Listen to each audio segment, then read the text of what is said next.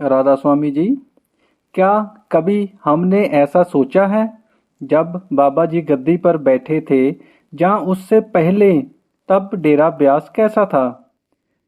तब डेरा ब्यास के हालात क्या थे?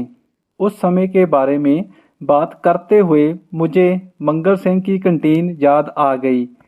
वैसे तो जो पुराने सत्संगी है वह इसके बारे में जानते होंगे, लेकिन उनकी भी याद ताज़ा हो जाएगी। लेकिन नए सत्संगी इसके बारे में बहुत ही कम जानते होंगे।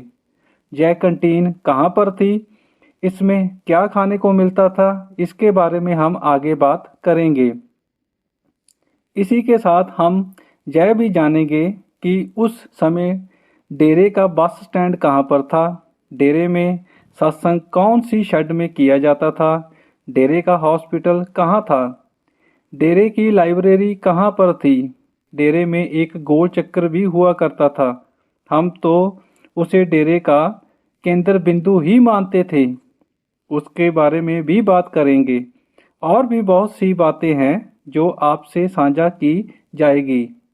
आज जब हम डेरा ब्यास जाते हैं तो हम खूबसूरत बिल्डिंग देखते हैं, संगत करने के लिए बड़ी बड़ी शेड देखते हैं, खाना खाने के लिए बड़ी कैंटीन देखते हैं।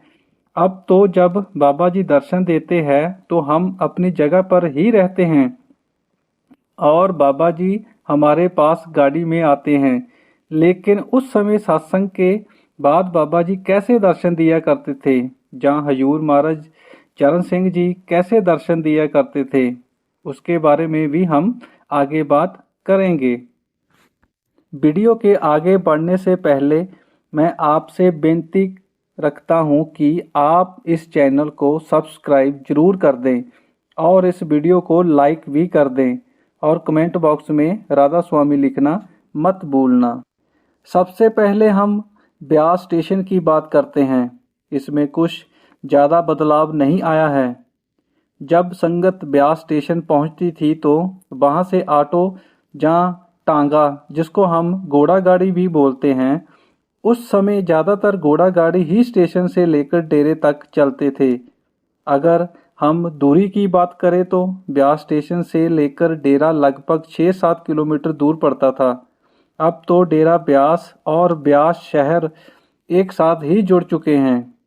जो डेरे का बस स्टैंड था, अभी जहाँ पर गुरुद्वारा साहब बना हुआ है, उसके नज़दीक ही होता था।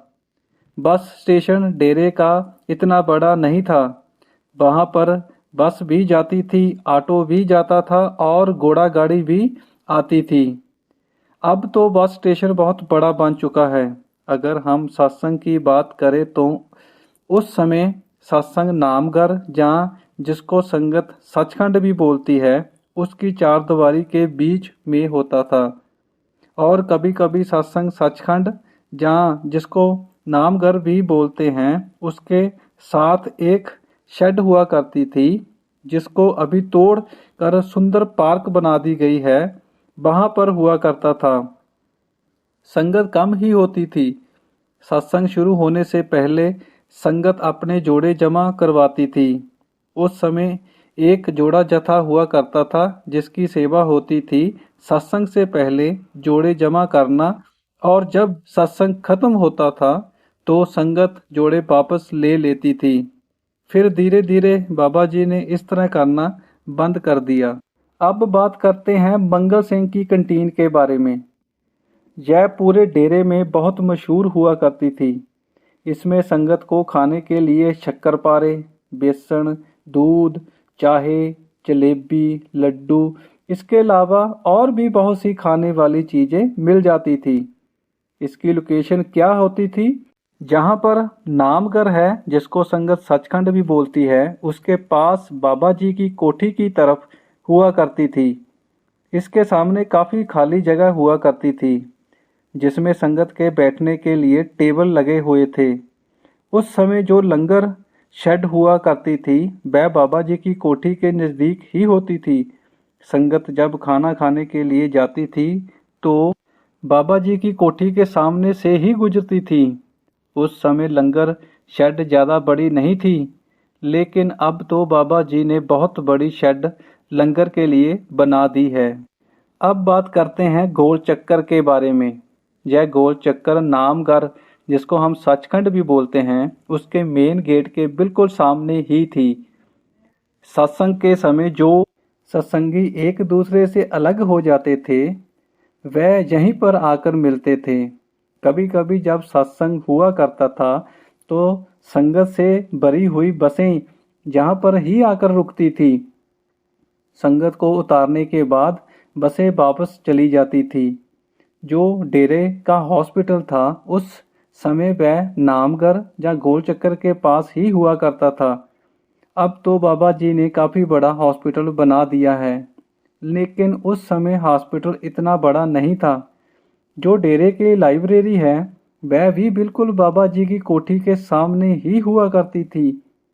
पहले संगत बाबा जी की कोठी के सामने घूमा करती थी, लेकिन अब तो सिक्योरिटी की वजह से संगत को उधर जाना बंद कर दिया गया है। हम जहाँ पर लगभग 1990-92 की बात कर रहे हैं, हम पुराने समय की बात कर रहे हैं, तो मुझे एक सत्संगी की बात याद आ गई। मैं आपसे शेयर करता हूँ। सत्संगी ने बताया जब महाराज साबन सिंह जी सत्संग किया करते थे तब इंडिया और पाकिस्तान के हालात काफ़ी ख़राब हो चुके थे। तो तब महाराज जी ने संगत के लिए डेरे के दरवाजे खोल दिए थे। सत्संगी ने बोला तब हम सेवा के लिए डेरे में ही आए हुए थे। उस संगी ने महाराज जी के सामने विनती की, मैं अभी घर जाना चाहता हूँ। तो महाराज जी ने मना कर दिया। मैंने फिर से जोर डाला कि मैं घर जाना चाहता हूँ, मेरे परिवार को मेरी ज़रूरत है। तो महाराज जी ने 2 दिन और रुकने को कहा। फिर उस सत्संगी ने बताया महाराज जी के कहने पर मैं 2 दिन और डेरे में रुका और महाराज जी ने अगले दिन मुझे अपने हाथों से प्रसाद भी दिया। और मुझे 2 दिन बाद पता चला कि जिस गाड़ी से मैंने घर जाना था उस गाड़ी को कुछ शरारती लोगों ने आग लगा दी थी और उसमें बहुत से लोग मारे गए थे। इसलिए संगत जी, गुरु जो बोले उसको मान लेना चाहिए। संगत जी, मैंने तो इस वीडियो में अपना काम कर दिया। आपसे ओल्ड डेरा ब्यास के बारे में भी बात की और एक संगी बाई की सच्ची कहानी भी आपसे शेयर की। संगत जी, अब आपकी बारी है। आप इस वीडियो को लाइक ज़रूर कर दें और इस चैनल को सब्सक्राइब भी कर दें और ऑल के बटन पर क्लिक कर दें ताकि आपको हमारी आने वाली वीडियो के नोटिफिकेशन मिलते रहें।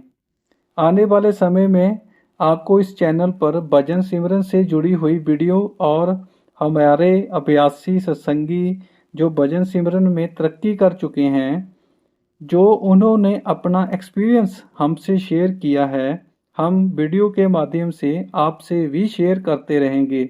इसलिए आप हमारे चैनल को सब्सक्राइब जरूर कर लें। राधा स्वामी जी।